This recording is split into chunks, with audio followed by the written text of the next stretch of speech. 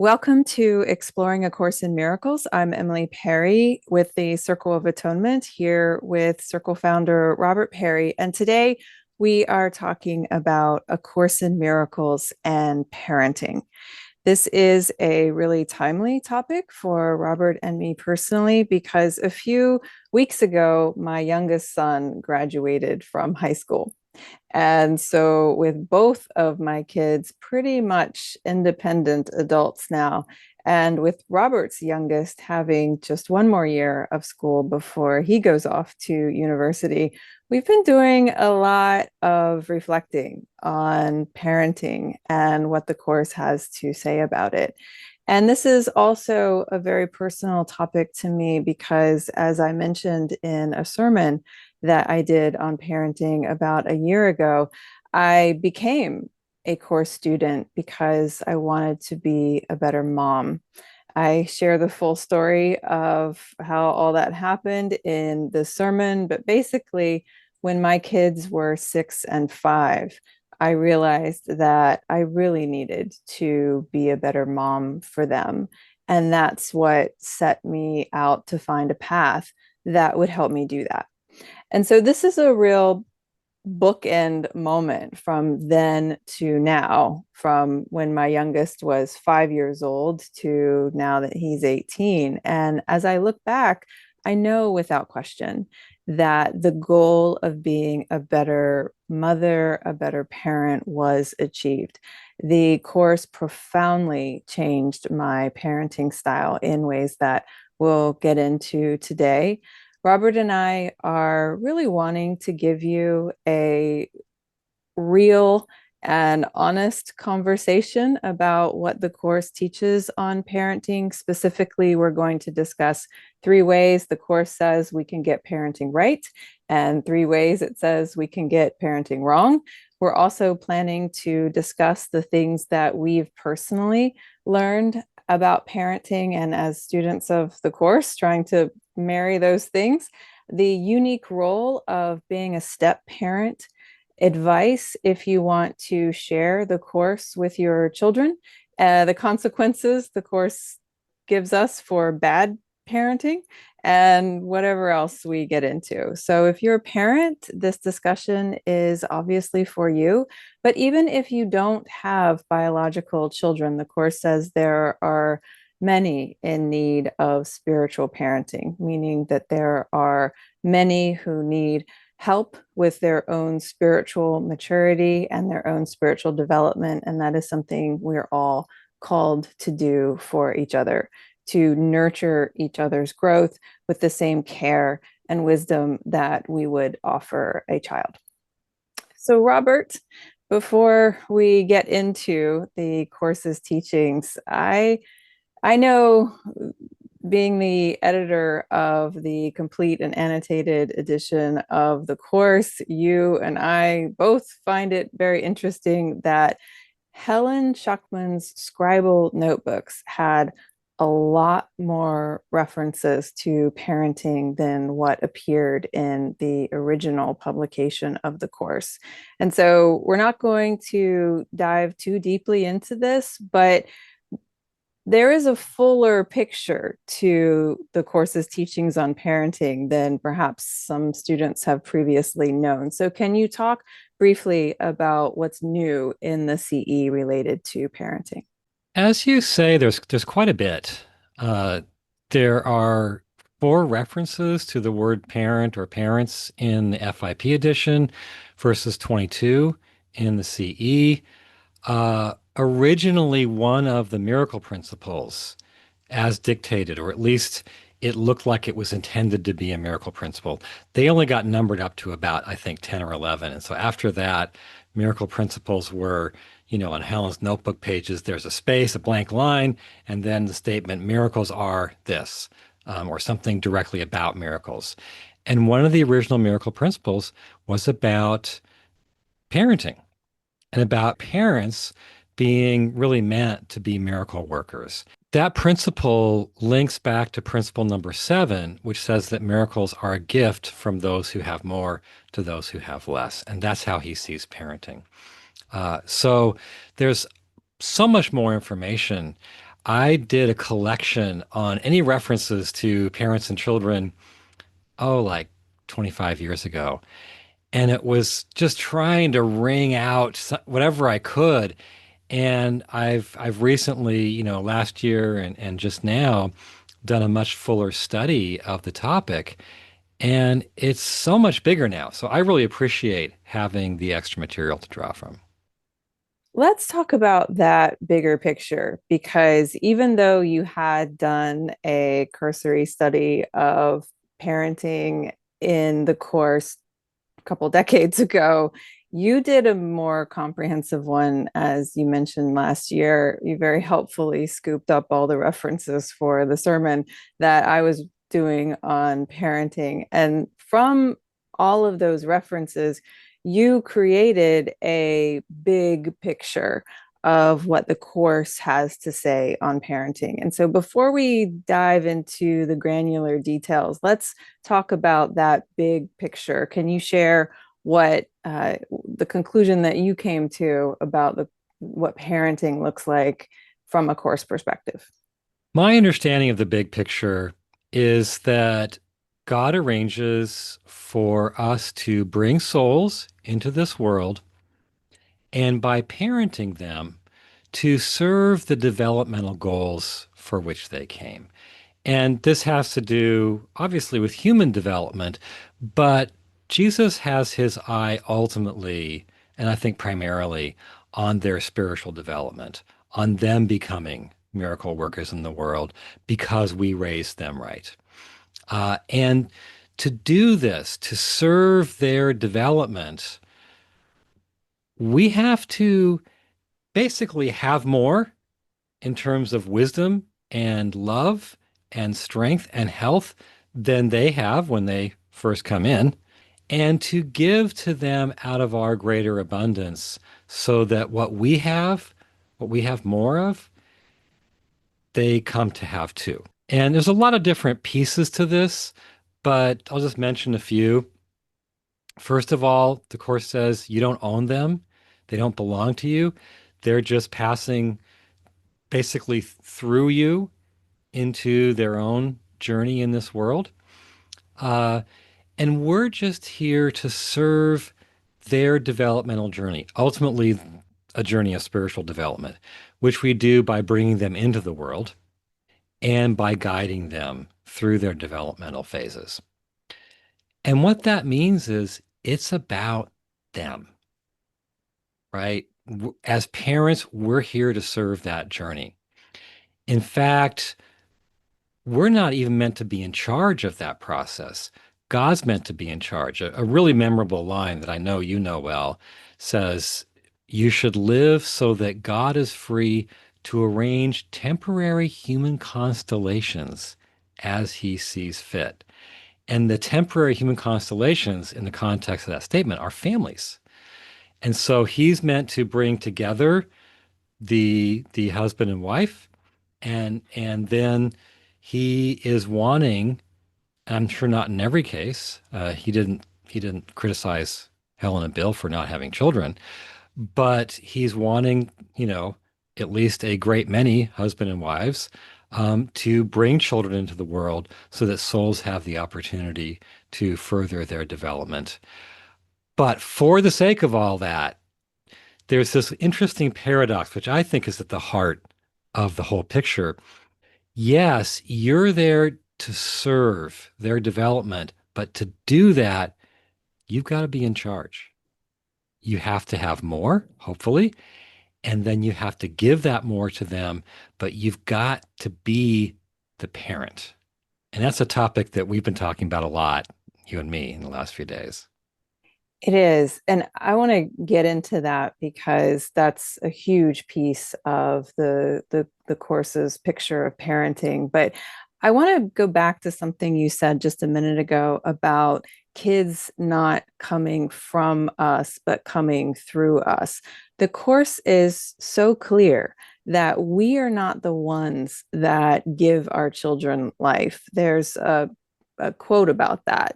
God gave them life. You give them the opportunity to further their journey.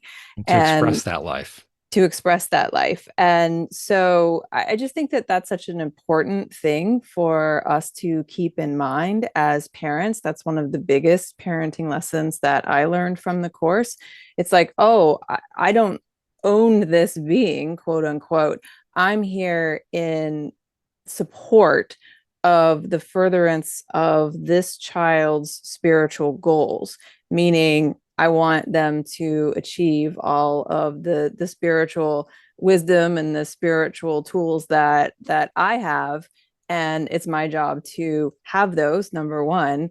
And number two, do whatever I can to pass those on to my child. Yeah, I as the parent am occupying this kind of middle place in between God and the child. God wants that child to come into this world and to go through a developmental journey that furthers essentially their larger journey as a son of God. And God wants me to be sort of the mediator for that will, so that I serve his will for that child. And this is where being a parent can be, if you understand what he's teaching here, can be one of the greatest spiritual gifts and lessons that you can give yourself, because as the course says repeatedly, you can't give what you don't have. And so if you don't have that spiritual development yourself, you're not going to be able to pass it on. Now, along those lines, I want to turn our attention to the things that the course says we should be doing as parents if we want to get it right. And when it comes to good parenting, the course is constantly returning to three themes in particular, things that we are supposed to give our children. Number one is wisdom. Number two is love. And the third is safety. So, walk us through those three ideas and what they mean for us as parents. I'll walk us through, but please interject. I mean, there's so much that could be said about each one of these things. With each one of those things you mentioned, wisdom, love, and safety, there is a way, a state that the Course characterizes children and is primarily thinking about little children, a state it sees them as being in, and we are there, in essence, as the solution to that state. Okay, so first thing is, in terms of wisdom, the state is that children do not understand. And especially, this is practically the main theme in references in the Course to children. Especially, they confuse fantasy and reality. So our role is to be their teacher, okay?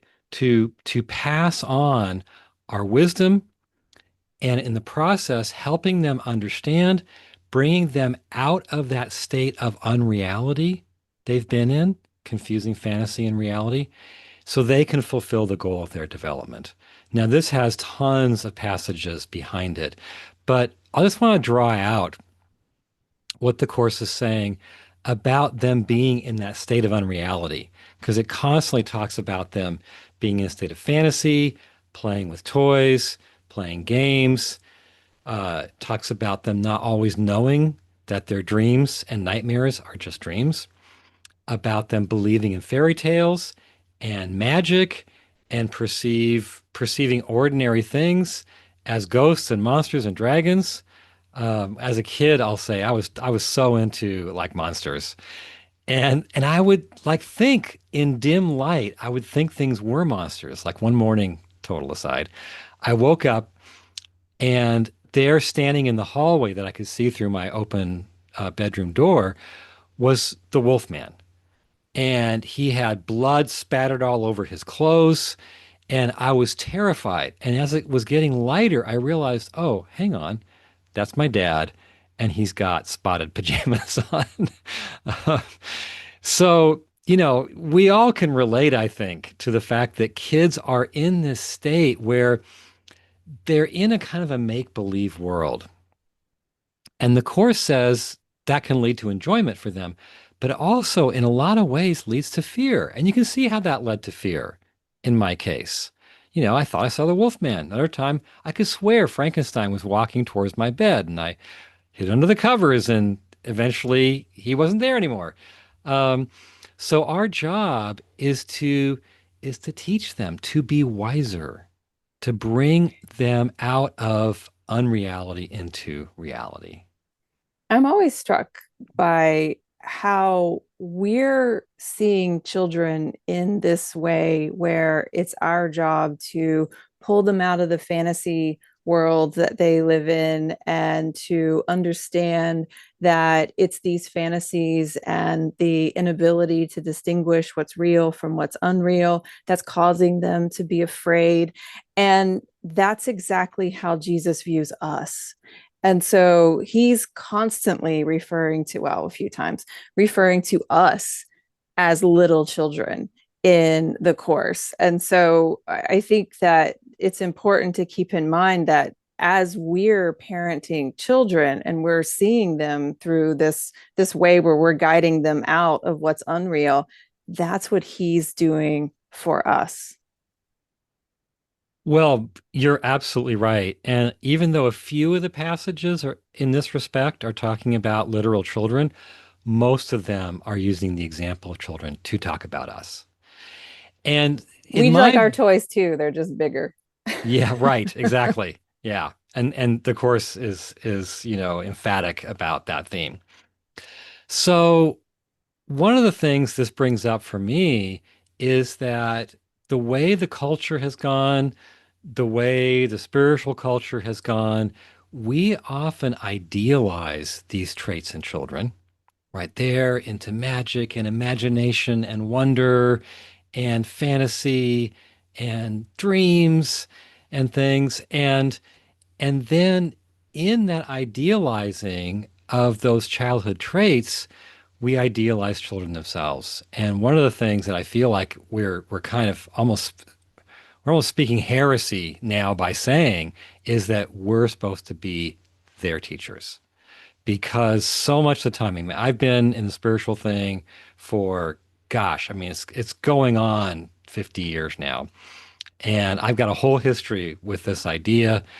When I raised my first two, which was quite a while ago, the thought was very different in my mind. It was, well, they're natural, right? And they just have this natural innocence and goodness that will just come out of them if they're just allowed to express, right? If they're not shut down by society, like channeled through their parents. And so, another aside, um, I was determined not to say no. I never said no. Okay. And instead, what I said, because no would shut down that essential goodness and innocence that was just waiting to flow out and express. And you didn't want to stop the expression, right? So instead of saying no, I think I've told you, what I said was out of bounds. Okay. And what out of bounds meant was no. It was like a ridiculous substitution. But it had a whole philosophy behind it, which I no longer believe in. But in that philosophy, I've heard countless times, you know, we spiritual seekers will say, well, they're my teachers. And, I've raised four kids. And what I've learned, one of the main things I've learned from that is you don't want them to be your teachers. Okay. They are in this state of fantasy. They don't, their picture of the world is very childlike. You called it one time little egos. Well, There's little egos running around. that was a comment of a friend of mine. We're sitting in a room, and my very youngest is running around, and whereas his sister would come and like give you things, like really generously, he would just run around as like pure id impulse. And my friend said, "Gosh, they're just naked little egos running around, aren't they?"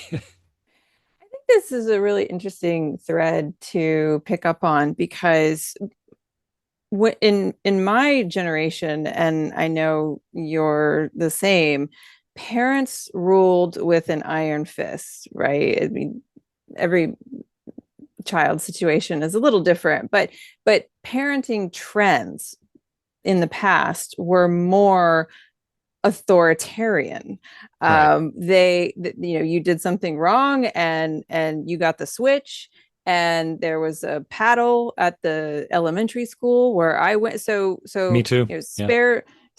What is it, to Spare the spare the rod, spoil the rod is to child. spoil the child, right? And it feels like as parents we've swung to this opposite direction where now the goal is to be your child's best friend. And so the parenting trend is, let's not damage the child, which has translated, and I'm speaking very broadly here, but has translated into, let's not be authoritative with the child. And so with there's nothing great about hitting your child. The course speaks to that, and we'll get into that in just a minute. But there is something that the course wants us to do in terms of directing the child that has fallen somewhat out of fashion in some parenting circles. So do you want to speak to that middle ground? Absolutely. I wish I really understood the middle ground when I started out as a parent, and I didn't. And I think I'm still like getting to the point of, and of course, when your Why kids is are it that when older, you learn the lessons, that's when your kids are gone? like, like they're like just walking when out the you're like, door. I get it. They graduate and they leave. Yeah. Well, I once read a really great summation of a lot of research on what leads to the healthiest children. And what they said was it's not the authoritarian parent and it's not the permissive parent. Both of those lead to less healthy children. And I feel like we as a culture swung from authoritarian to permissive. Like I literally would never say no to my kids. I mean, using the exact word. Um, and what this article said was the research shows that the best style for the health of the child is in between, which they called authoritative, which is different than authoritarian. And so that you are in charge, but you're in charge for their sake.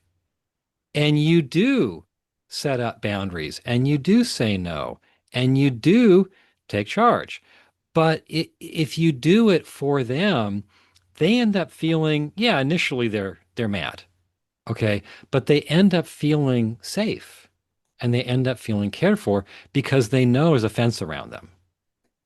Right. So in the course themes of wisdom, safety, and love, is there anything that you want to say about the kind of wisdom that we're meant to pass on to our children beyond just helping them to distinguish fantasy from reality and truth from illusion?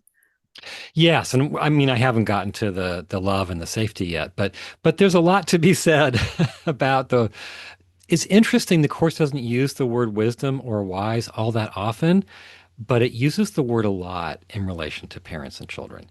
And wisdom is just understanding life and therefore knowing how to conduct yourself in life. And he wants us to pass on wisdom. And one of the specific things he mentions is wisdom about how to use one's free will. Because, how you make choices is how your life goes. And if you don't have wisdom about how to make those choices, then your life doesn't go well. Okay, so let's move on though. Um, Second thing is love. And the idea here is children are in a state, they come into this world not yet really believing in their worth. That's acquired. Your role is to be a miracle worker as a parent, which means you express love to them, miracles being expressions of love. And love is an affirmation of worth, right? Love is the statement you have value, you have worth.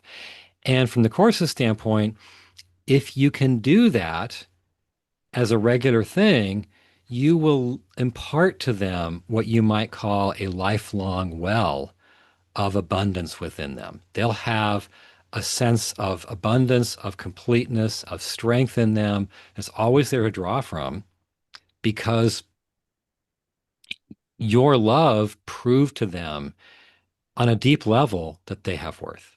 And what greater gift can you possibly give to a child?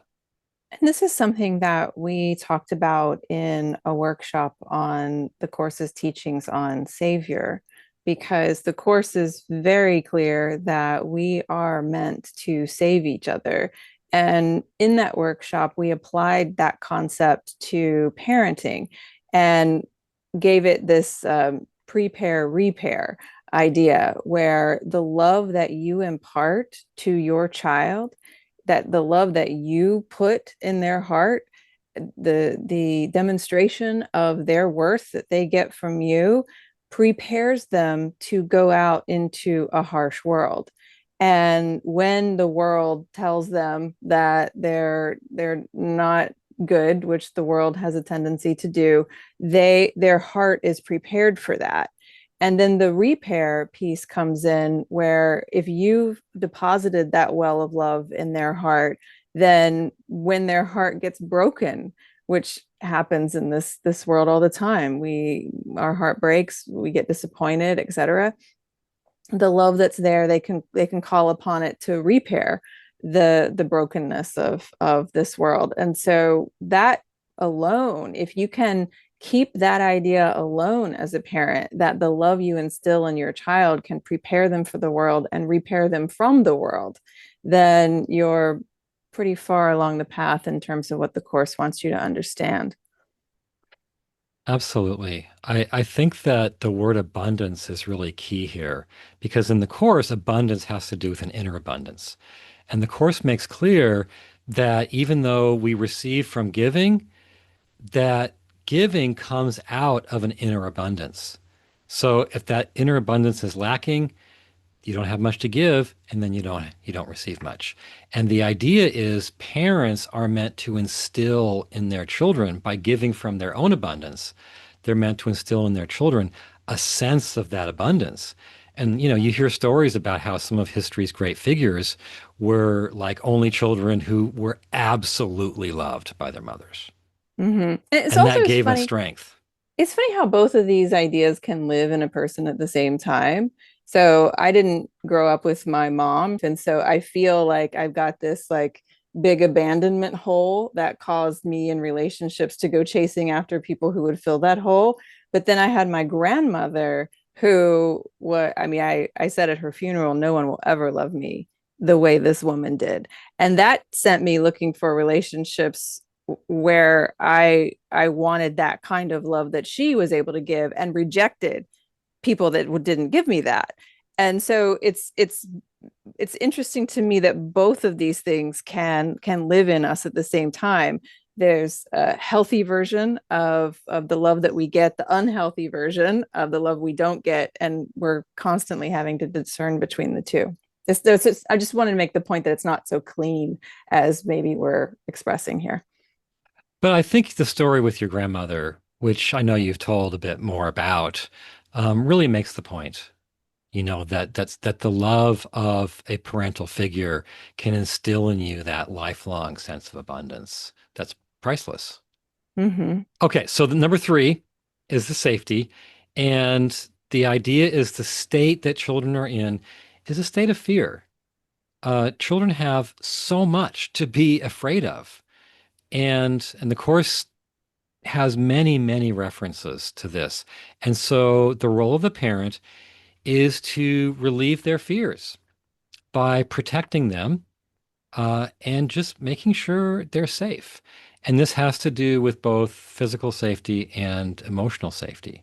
There's a beautiful image of like the only reference, I think, in the course to mother outside of the supplements, to a mother singing her child to sleep.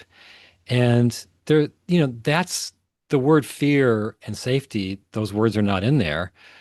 But so much of why you sing your child to sleep is so they can just feel completely without fear and therefore drop off into a state of peace and into a state of sleep. Because on the edge of sleep, it's easy to get afraid. I've done 4 million, bedtimes, and I know that very well. Um, I, who will never be caught singing, have even sung my child's children to sleep um, when they were too agitated. So this is a whole part of the parental role to make children who are in a natural state of fear to make them feel safe. And they're not going to feel safe if they're in charge. They will think they will, but the end result will not be what they believe. The themes that the course gives us in terms of how we can get it right as parents is to instill in our children a level of wisdom of what's real and what's unreal. And in the course, just I think everyone here knows, but maybe some listeners are unfamiliar. In the course, the ultimate in reality is who we are as God created us, our invisible divine reality that is wholly healed and whole, right? So that's what's real, and what's unreal is everything else. Passing along that wisdom, passing along love, the love that the parent gives the child to prepare them for the world and repair them for the heartbreaks of the world, and then safety, physical and emotional safety. And this last one leads us to the next topic of where we go wrong as parents. And the course has quite a lot to say about this. For the three do's that it has three Hmm. don'ts. And so let's get into that. How can we screw it up as parents from a course perspective? He seems to constantly, as he tells us what to do, he seems to constantly give us the other side. So, number one, you can teach them wrong. Um, you can, you know, not meet them at their level and overcomplicate things in trying to teach them. You can emphasize what not to do when you should emphasize what to do. You can list their errors, and you can be angry because they're failing to understand.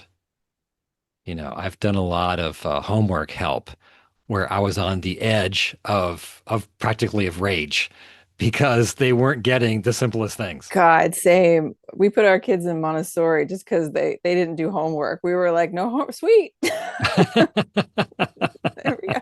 Because I've done so much of that homework, and Oh it yeah. is maddening. I do want to highlight the listing of the errors, though. The way we can get it wrong as parents is to itemize the errors that our Hmm. children make in our mind. The course has a quote about that, and so I want to draw that one out as well. Well, he says, and that's gonna funnel into the third one of making them afraid. But he basically says to itemize their errors makes them afraid. Mm. If you and as a parent, I mean that line has haunted me because as a parent, especially when they're small, there's an overwhelming tendency to want to say, you've done this, and this, which means don't you see how much you need to change your ways? And he knows us because we desperately feel the need to list the errors. And then the list gets so long and you can't forgive, and now you're at odds with your kids. Exactly. Okay, so the next thing, of course, is to fail to love them, to misperceive their worth, to not see their true worth. And we talked about how really loving them gives them an inner abundance for life. But there's the flip side. And we see the flip side with Bill Thetford because he felt, and Jesus basically acknowledged, that his parents did not perceive his worth. And that left him feeling not that inner abundance, but a sense of inner deprivation. He didn't believe in his worth. Jesus says that he needed to do a miracle for himself in that respect. And what happens then is if you have where the abundance should be, you have just a big hole there, you aren't able to engage in healthy relationships. Your relationships are impaired. You resent your parents, and then, and there's a reference to this as well, you spend years in therapy trying to unwind your childhood. So the outcome of which we see in Bill's case of not having your parents really deeply see your worth is lifelong. Bit of a devil's advocate question for you because Bill was a highly accomplished man, even though he drug around this hole in his heart from the way his parents misperceived his worth. But there are so many stories of people who have achieved great things in the world because they were so driven to prove people wrong who have underestimated them. And so what would you say to someone who's thinking, yeah, but maybe Bill's parents' low opinion of him caused him to achieve all the things that he achieved in his life? When I come upon those stories, I always get the feeling when someone is trying to prove something to some distant them in the past, I think that poisons everything. And oh yeah, you can accomplish something and you can, amass wealth and build companies. But if that's driving you, that's going to be toxic for your relationships and your mental health. And those around you. Yeah. Yeah. Hmm. Okay, so then the third thing is rather than relieving them of their fears, you can make them afraid.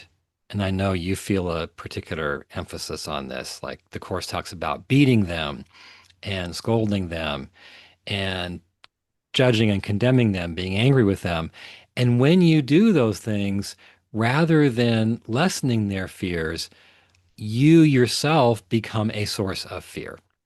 And I think that's what so many of us who feared our parents have swung to the other side of the spectrum in order to correct for, right? Because it's an awful thing to live in fear of your parents. I mean, I didn't live in fear of my parents, but I certainly, had a lot, fair amount. I had some of those days when I had to just sit in my room and wait for my dad to come home so that I could get a whooping, and usually he didn't. Um, but I got the spankings. I hated getting spanked. I remember waking up on my fifth birthday, which was a big birthday, and I thought I'm going to get spanked today. Just had one of those and I did on my fifth birthday. Your guidance um, system was starting yeah, early. yeah. So we don't want to make them afraid. We want to heal them of their fears. So all those traditional things where you beat and scold and tongue lash them. And in my experience, I don't know why I'm talking so much about these things, but in my experience, the permissive parenting often goes hand in hand with and leads to maybe the constant tongue lashing of children. It's a strange thing. Well, first of all, I'm, as I think everyone is or should be, against any form of abuse. So if it's physical abuse to a child, you shared a story of taking a can opener to your couch, and you were 4 years old, and basically destroyed the couch with the can openers, one of Well, those I one. compromised the couch. And your dad, and you have this memory of your dad picking you up and like spanking you and like throwing you and picking you up again and spanking you. Were 4 years old. I mean, I don't want to paint your dad in a bad light. He No, this he was was a great. this is a this is Yeah. a rare occasion. But at the same time, a 4-year-old doesn't know what they're doing. And so to beat a child, I think, is one of the worst things that you can do. My half sister has two children that died of shaken baby syndrome. I have a real issue with abuse of children and emotional. I mean, they don't have the cognitive ability to understand what's happening. You just make them afraid. And so, what I really appreciate about what the course is teaching us as parents is that making your child afraid, whether it's through physical means or emotional means, is just not what he wants us to do. And Yeah. I think that is the best message, one of the best messages that we can give parents, because for so long parenting has been in that vein of you have to, discipline your children with your hands if you want them to be good people, and that just doesn't make any sense to me. The course even says that in some other quotes, but it basically says, do you think the father would really think this? um, Right. okay. Yeah. So before we move on, just to recap where we've been, God arranges you to bring souls into this world, and by parenting them, serve their developmental needs for which those souls came. And to do this, you have to have more wisdom, more spiritual wisdom, pass on that wisdom, pass on that love, protect your children from fear, keep them safe. That's how you get parenting right from a course perspective. To get parenting wrong, you teach them wrong, or you don't teach them at all. You undervalue their worth. To get it wrong in the course, you are physically or verbally abusive to your children, making them afraid. So, if we can get it right, if we can pass on the wisdom, safety, and love, if we can avoid making our children afraid, we can help them achieve their purpose for being here. We can further their developmental journey. And if we get it wrong, the stakes are very high. The course says that when children are deprived of love, their perceptions become distorted, and as a result, and it doesn't get bigger than this, the whole family of God is impaired in its relationships. And I want to pause on that for just a minute, because what's wrong with this world that we see everywhere is we don't know how to get along. And so if we had that well of love in our hearts, we would have a better capacity to get along with each other. And so it starts with good parenting. And so I'd love to hear more from you, Robert, about this idea of when we get it wrong as parents, the whole sonship is impaired. I think we all kind of know that, maybe not in that language, but we know that if the parent passes on genuine health to their child, that child goes forth in life with with an ability to get along, to be cooperative, to be constructive in relationships. And I think we know that when that's not there, you can, to some degree, heal anyway and make up for it, but it becomes a lifelong task. One thing we aren't talking about is how Jesus says that as an adult, you can change your mind about whatever conclusions you took away about yourself from parenting that may not have been so good. And yet, it's a thing. And you see certain people who had really awful childhoods, and I didn't at all. I think I had, probably a better than Couch average. incident aside. Couch incident is not even a thing in my mind. I just never, even in the moment, I wasn't all that upset. But we all know people who spend their lives unwinding that stuff from childhood. You remember it. Just saying. Like if it hadn't left an impression, you wouldn't be telling it to me 61 years later. Um, so anyway, I want to switch gears a little bit and go from the course's teaching to application. You've been a course student for over 40 plus years. You have 4 kids.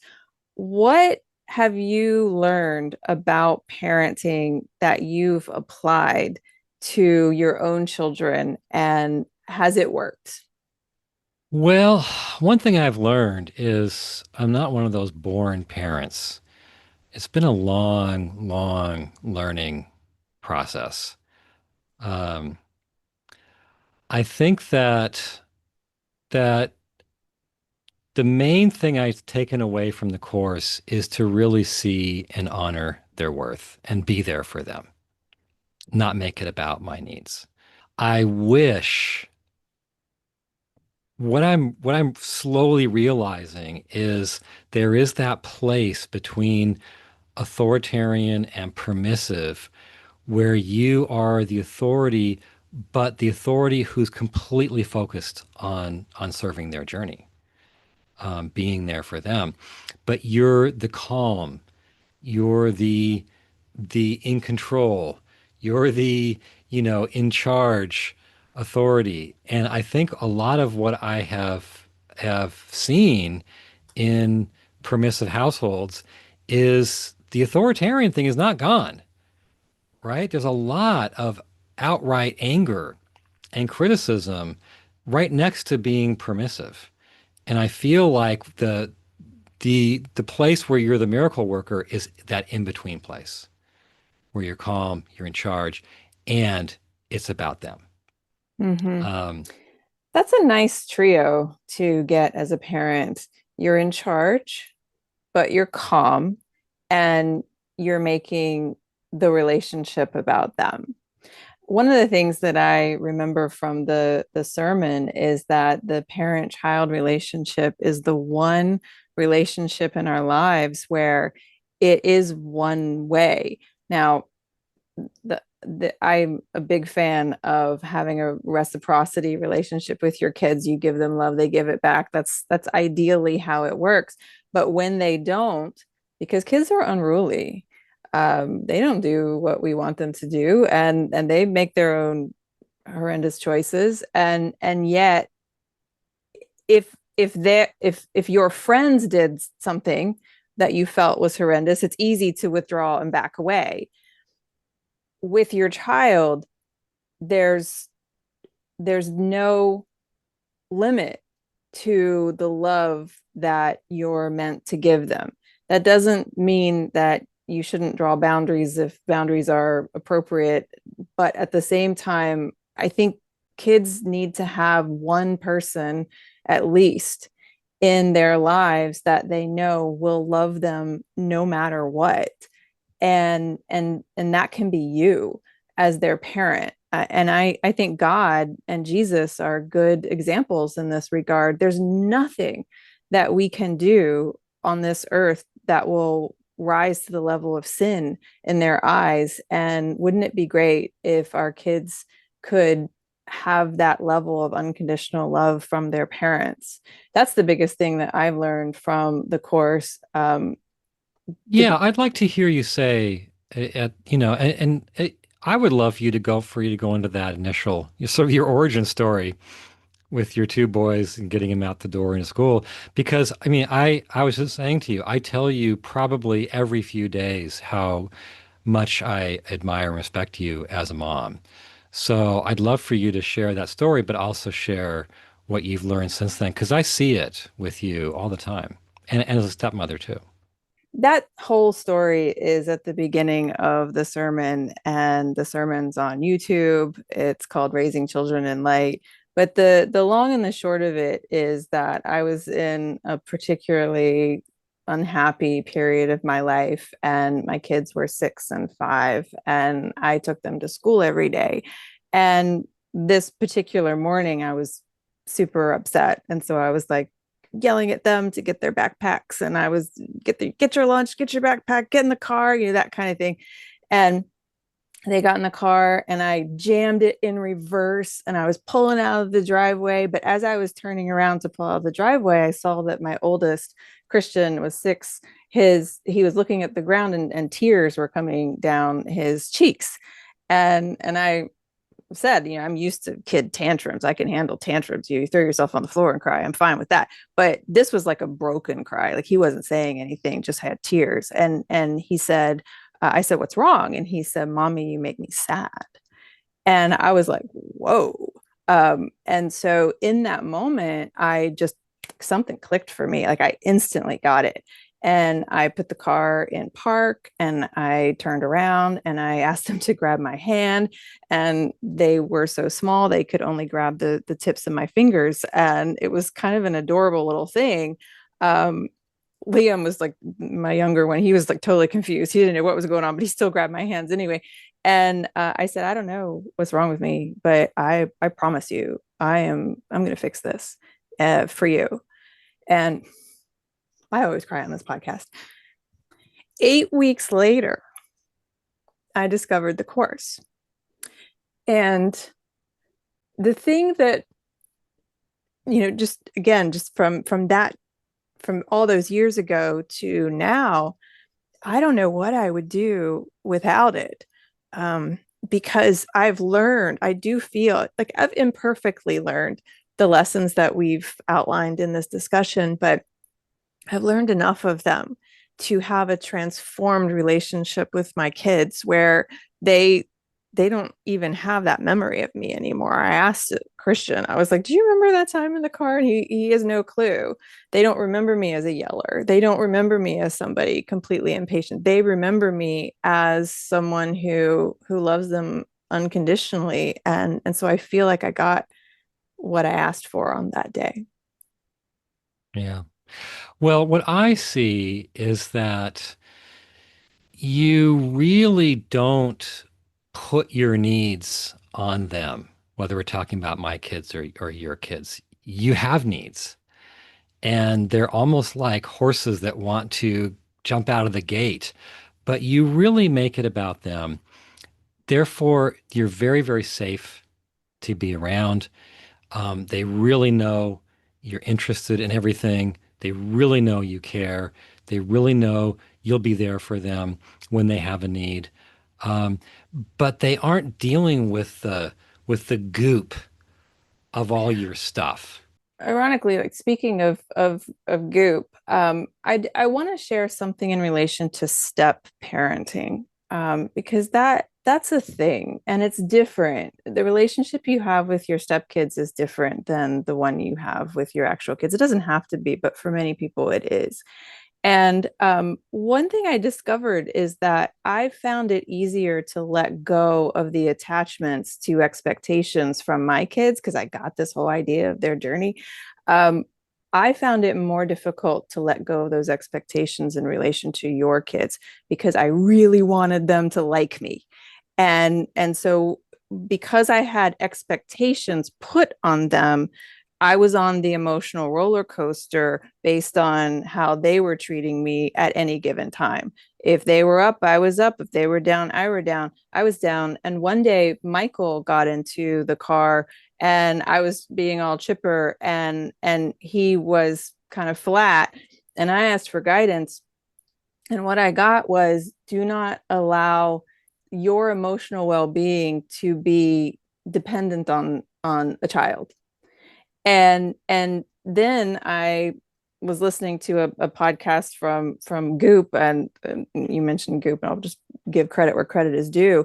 Gwyneth Paltrow was talking about stepmother energy being like the sun, where the son just gives and doesn't ask for anything in return, and that's how to be as a stepmother.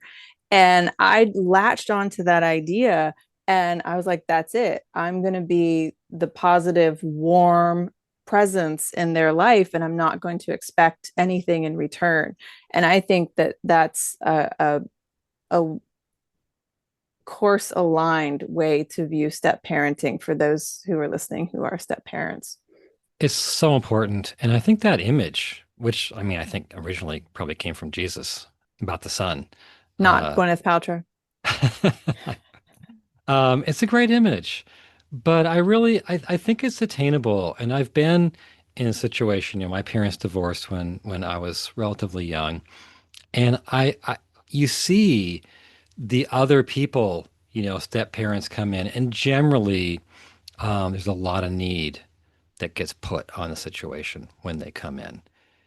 And, you've just been really there for my kids and your kids, and it's something to see.